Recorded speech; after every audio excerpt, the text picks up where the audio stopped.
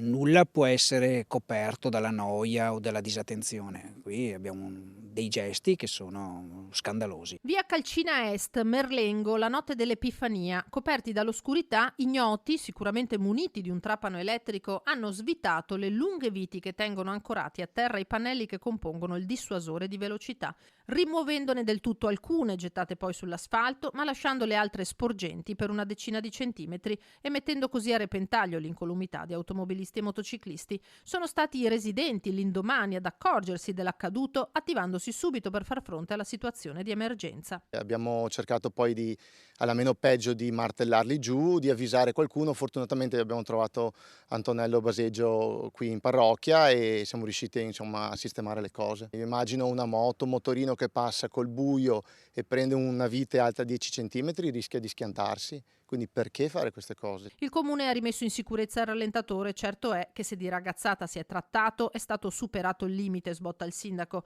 che ha denunciato l'episodio alla polizia locale e allertato i carabinieri e ora è caccia ai responsabili. E noi abbiamo delle telecamere in zona che in queste ore adesso stiamo verificando per vedere se abbiamo degli accessi di persone che magari possano destare interesse. È chiaro che speriamo di poterli raggiungere e invito queste persone, se sono ragazzi, se sono adulti, a pensarci a quello che fanno, perché qualsiasi gesto ha sicuramente una ripercussione e non può essere che la noia o il divertimento possa essere combattuto con gesti del genere.